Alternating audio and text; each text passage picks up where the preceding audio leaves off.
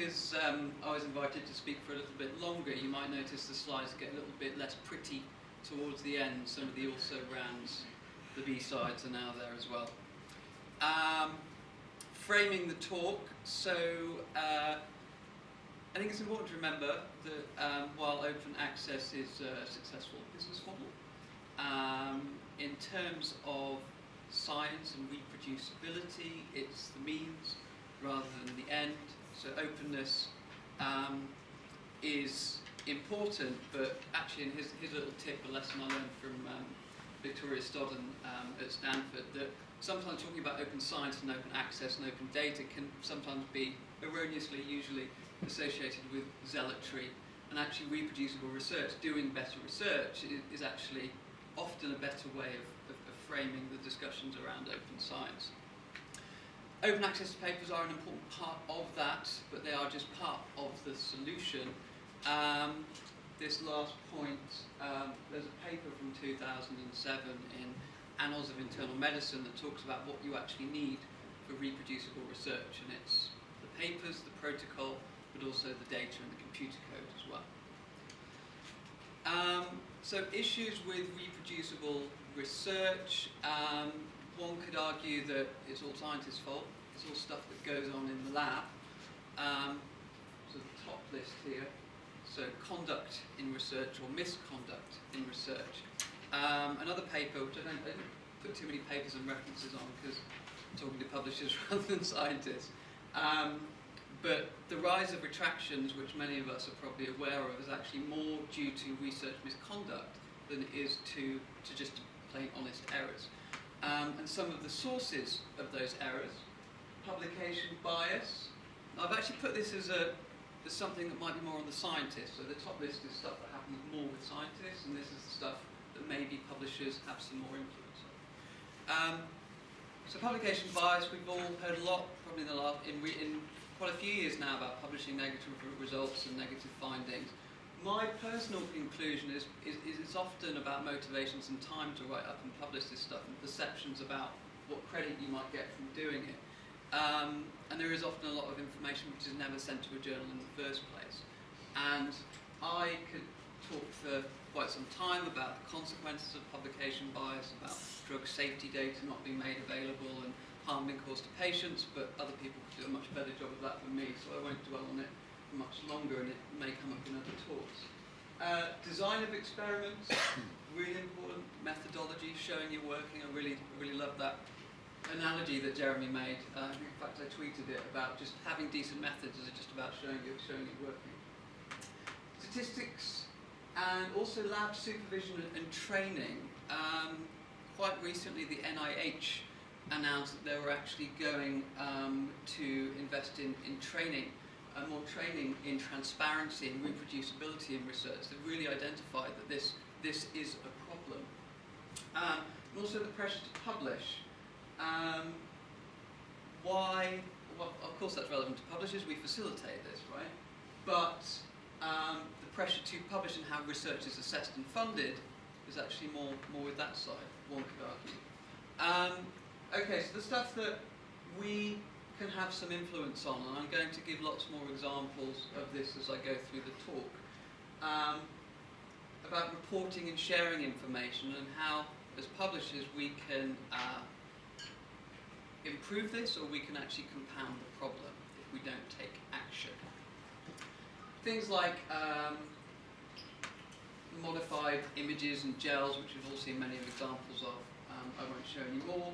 How work is described, how data are shared, and how journal policies and mandates are actually adhered to or enforced or not.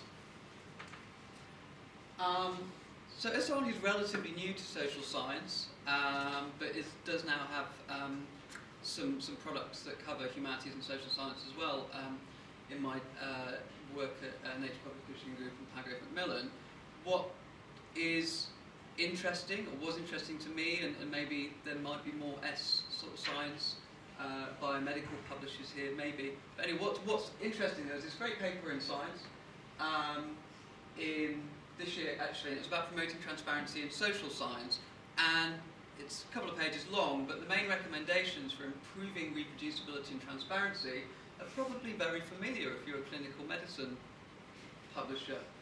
Registration of studies before they start. Clinical trials have been registered for years. Better reporting guidelines. So again, people in clinical publishing might have heard of the Consort checklist, Miami checklists. This is equally important in social political science as well.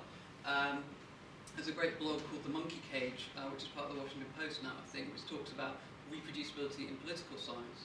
And sharing of data is important there as well, and citing of data, so it cuts through everything.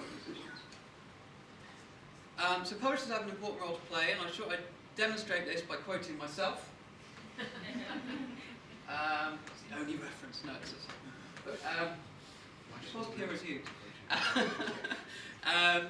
So we have an important role to play, and there's lots of things that we can do to encourage reproducibility or compound the problems, and I'm going to try and distill those into a few different areas. I distilled them into 6 areas, 6 principles, or maybe even 6 pillars. And it was quite late last night, and I nearly got it to say pillar. Nearly. but not quite. I needed someone who runs clinical trials to come up with a really sexy acronym for me.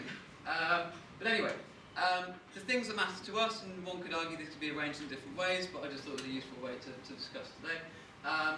Publishers, how we can influence reproducibility. So it's in our content, it's in our policies, our incentives, or incentives for authors, licenses, boring but very important, access, accessibility, discoverability, and reliability and quality. So I'm going to go through these, have some examples, maybe segue into a couple of other things. And if I go on too long, Anthony will no doubt let me know. Okay, so content, this covers a few things. Format of content. And this is getting into the way that we publish content. So if anyone's ever read, it's back in about 2001, there was a paper in Science again, I think, that was about building PubMed Central, and it called it a gen bank for the literature.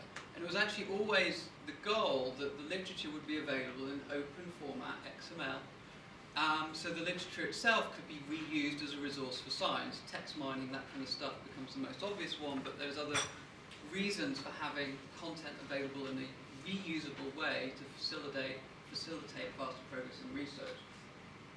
This also covers things like the file types we use. So we've mentioned not using PDFs for certain types of supplementary information, using open file formats, etc. It's also about the amount of content, and I've got some more examples of this, and also the types of articles, so actually recognising that research is changing and everything can't fit into a review, a research article, or a letter to the editor.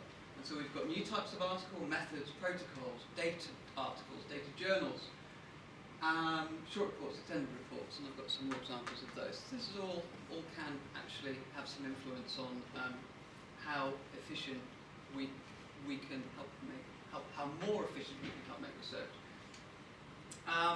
So content. So just to give some specific examples, so one from Nature, and obviously I'm representing Nature Publishing Group, so you can caveat everything I'm saying with that. But I do intend to mention examples from across the industry because this is quite a general topic and I thought I'd mention them. So for example, in 2007, Nature removed the limits on the methods sections in recognition that you need to have enough information so people can understand what was done. There's a really good paper in the BMJ by Paul Glasziou. So he analysed all the papers, or a group of papers in his journal, Evidence-Based Medicine, and tried to find out missing things in the methods. And this is a medical journal, and it's, he couldn't find out what the home-based intervention was for someone with mental health disorders. It was a telephone-based intervention, like a nurse calling them, had no idea what the structure was or how often it was. Really interesting examples in there. And new journals, new types of publications. So I'm going to mention the science as an open enterprise as well, and because this is my natural bias, data journals and data articles, I want to talk a bit about that and how, certainly in the case of Nature Publishing Group, which I'll demonstrate, data articles and data journals are actually a massive part of drive increasing reproducibility. reproducibility. So data journals and data articles, I know you'll probably hear a bit more about these later from Brian, I imagine. So they are important because they help give credit to publication generally that describes a data set which is usually available on the web. It's a way to publish stuff that maybe otherwise wouldn't be referred to or included in a traditional paper. They can provide better peer review focused on particular types of data. They can make data more discoverable and reusable, and also provide context and narrative so you can really understand what was done. And it all fits with this idea that if you're going to make stuff available, there's no point making it available if you want to facilitate reproducibility if it's not understandable or accessible and accessible was one way of phrasing it, which wasn't mine, but I find quite useful. And there are lots of data journals. I think the oldest one here is maybe 5 or 6 years old. I think it's that one. So lots of publishers now publishing these, but most relatively new. I think the biggest one is that one, Genomics Data, about 100 pages. I think. The Copernicus journal is what the yeah, 2008 I think that one was, yeah. So there's lots of them. This is ours, Scientific Data. So it's a very broad scope publication for the description of scientifically valuable data sets. I suppose the special sauce with this one, or the things that I would say we do differently, the scope is very, very broad, but it's also very, very focused. It only publishes one type of article. It also has a process, which I won't go into the details of, where there is in-house curation. There's a paid editor that creates additional machine-readable metadata with every paper so that advanced users can do exciting things with the content. These are the principles of the journal. I know this probably looks like a marketing slide, and it's pointless marketing to you because you're all publishers, but this was informed by market research. So we did a survey of around 380 researchers, and we asked them, what do you do with your data? What do you think you could do with your data? Where do you share it? What would you value from a data journal? And that informed these things. So lots of scientists share their data, is the short answer, but lots of scientists don't know what to do with it, where to put it. But they do value credit, they do value discoverability and reusability, and they do like to know that what is in the journal is quality, so it's peer reviewed. And this problem of scientists not knowing where to put stuff is one of the reasons why the journal's not a repository, but it promotes getting data into the right place, and that is usually a specialised community repository. Failing that, Figshare and Dryad. If you really, really had to, but not in the case of this journal, maybe supplementary material. This is an example of a paper, which I think from a reproducibility angle is a good one, because there's the paper, looks like a paper, on the website. The data, which is quite massive amounts of neuroimaging data, is in a repository called OpenFMRI. We call this the Gump paper, actually. So what they did was they made their subjects listen to an audio recording of Forrest Gump, the movie, and then took some brain images. But the data... So asleep,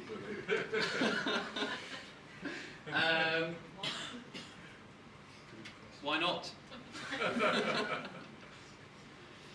I think, no, actually talking to the editor of the journal, a lot of the neuroimaging studies, I think there's quite a few different technologies now, but often when you're assessing people who you believe to have certain brain disorders, you need to compare them to normal. And a lot of the time we don't have enough data on what normal is, because the data is so big. So lots of the studies may be doing somewhat odd things to normal people to work out what normal looks like. But the code's also there as well, so it's in GitHub. So several elements of what one might need to reproduce. Journal policies. So this is really important. So we all have tons of stuff in our information for authors. Reporting guidelines, policies on sharing data. I'll talk a bit more about that. But the critical thing is it's about the enforcement. Passive enforcement doesn't work. It takes resources, as we all know. But how they're enforced is important, and that's, is something we can have influence on. Other policies, sharing data, and then encouraging better practice where we can. So in the case of Nature Publishing Group, we see it as best practice, as well as showing the data, that you make sure that there's enough information that it's properly described, which sometimes means publishing another paper about it, like a data paper. Just an example of how mandates aren't even always enough. So many of us may have heard of the minimum information about a microarray experiment. It was a policy that came into force in 2002. This one was interesting. I think when Science and Nature both implemented it, the server crashed because there was that much of a rush to start using it. Compliance issues were identified. And this is a paper that Phil Campbell, editor-in-chief of Nature, he says it was published at our own cost. So it was a paper by John Ioannidis, who's done many, many wonderful papers about some of the problems in reproducibility in research, found that his group were unable to repeat more than half of the analyses in a bunch of papers that ostensibly had met the policy of the journal, right? Because they put their data into the right place, it got the accession number, that had been checked, it had gone through review. When you got into the detail, some of the data there were some errors in, and they couldn't actually reproduce. So the point of everything is, it's about how the enforcement is done, as even enforcing sometimes isn't enough. There have been various other events with regards to reducing reproducibility, making it better. I always struggle on this word, I don't know why. Irreproducibility. Okay. So this was a big announcement in Nature in 2013, and the essence of which was a checklist, which is sent to all authors, which I suppose, if you're not familiar with the Nature checklist, but might be familiar with, say, the Consort checklist, there's probably some similarities, but less specific to clinical research and covers all kinds of things like statistical reporting and figures, etc. Just a couple of weeks ago, it's been ratcheted up another notch, so the data access policies at all the Nature journals were strengthened. The main changes were making it even clearer that community repositories are the best place for data.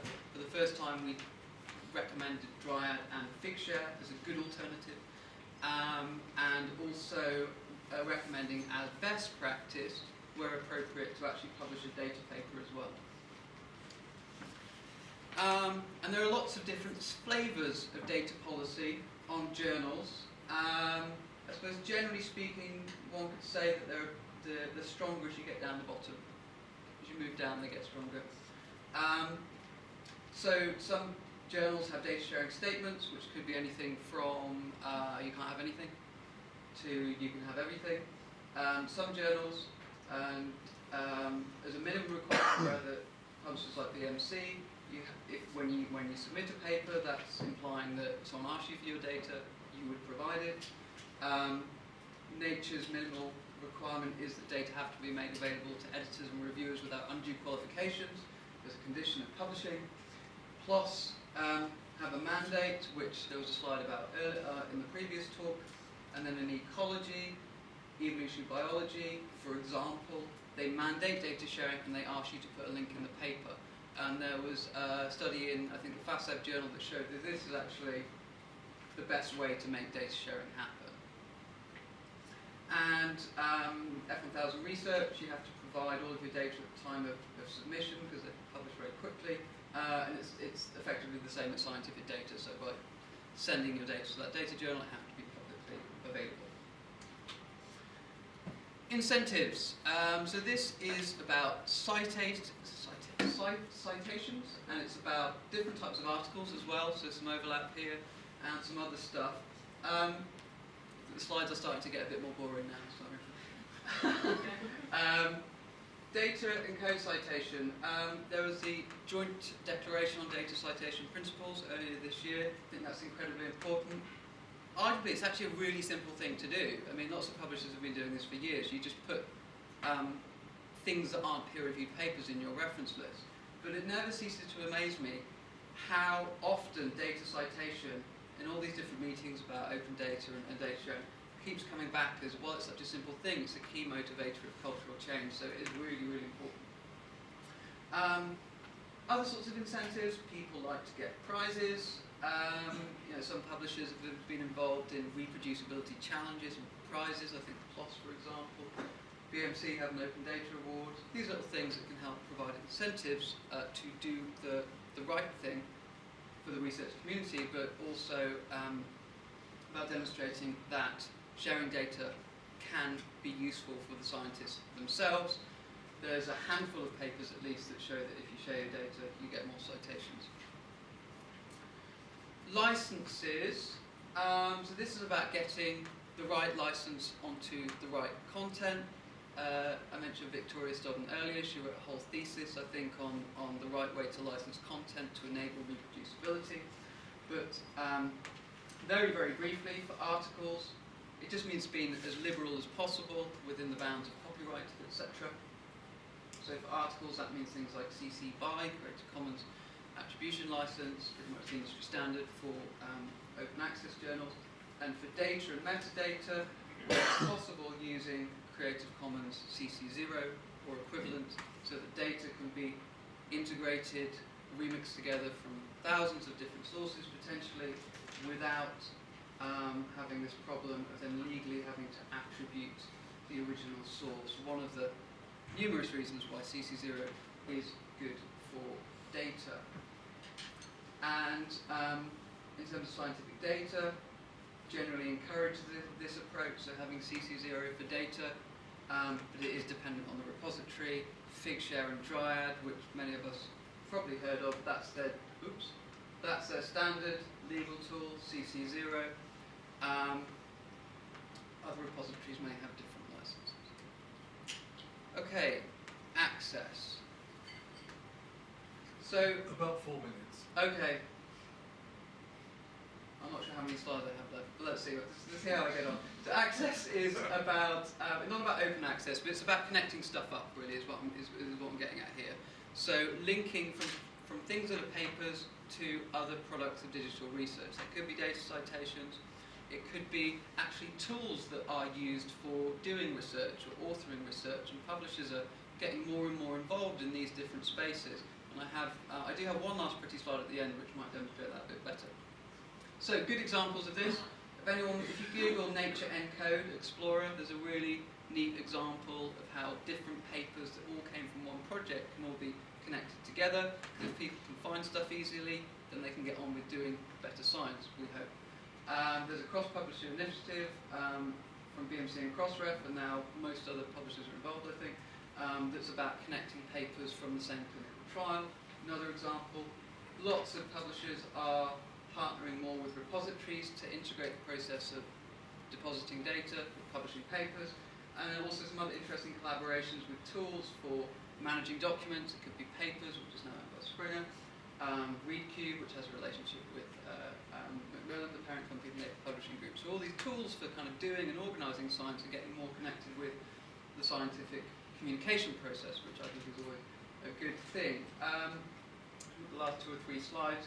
And the last letter, actually, of my failed acronym, on reliability. So this is about peer review. Obviously, we all facilitate this process.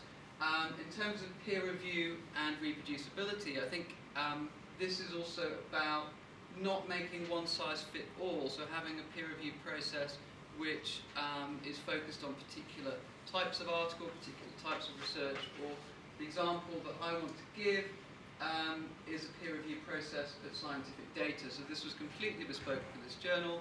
The data do go through a review process. The in-house curation editor also effectively acts as a third reviewer. So this was completely designed to ensure it was appropriate for data, so the data are reusable. I'll not talk about that. Oh, so this was the final slide.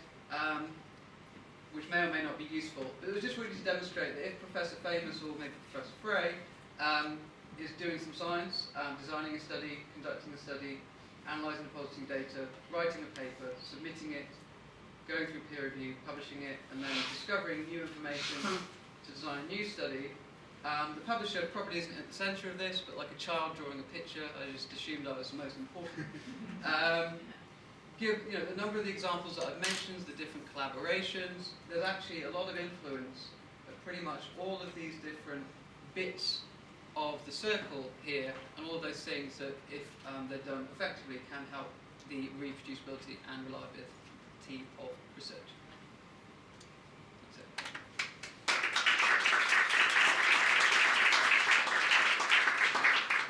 Thank you very much, Iain. It's fantastic. Now, I'm going to go into the break slightly. So, yes. Say who you are. Hi, I'm Natasha from Wiley.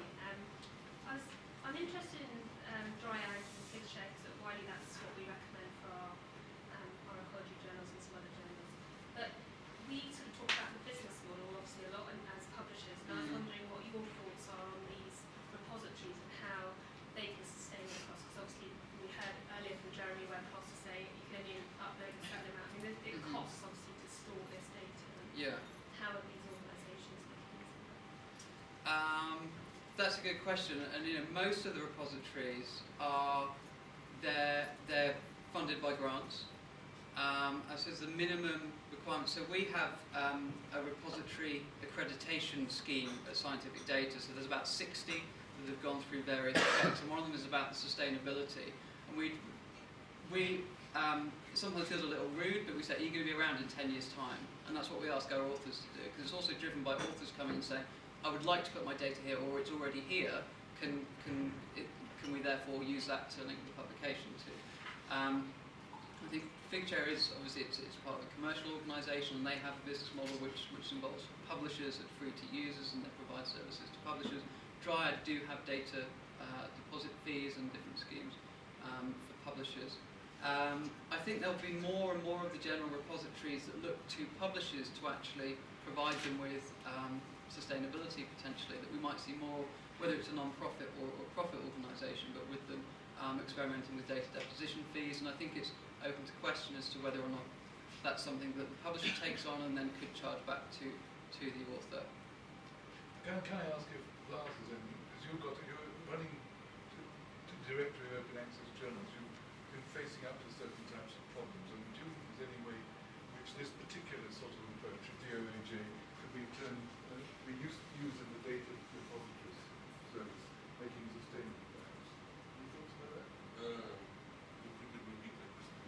Okay, it's not a very good question.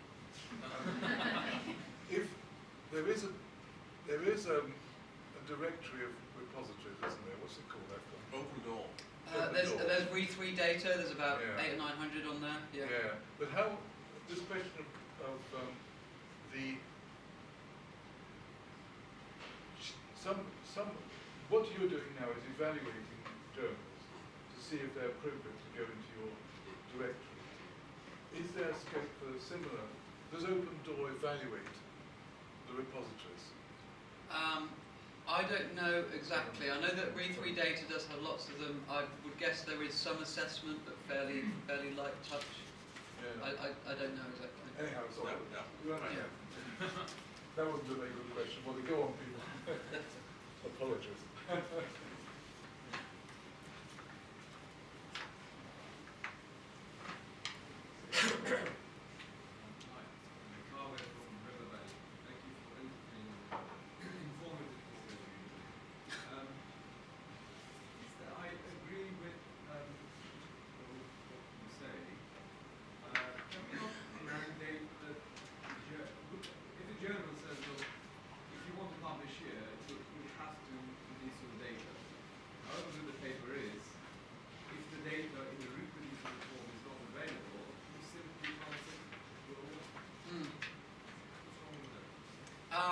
I think that often there's a number of reasons where the data might want to be only available to editors and reviewers at the time of submission, then there's a coordinated release of the data thereafter, often based on trust.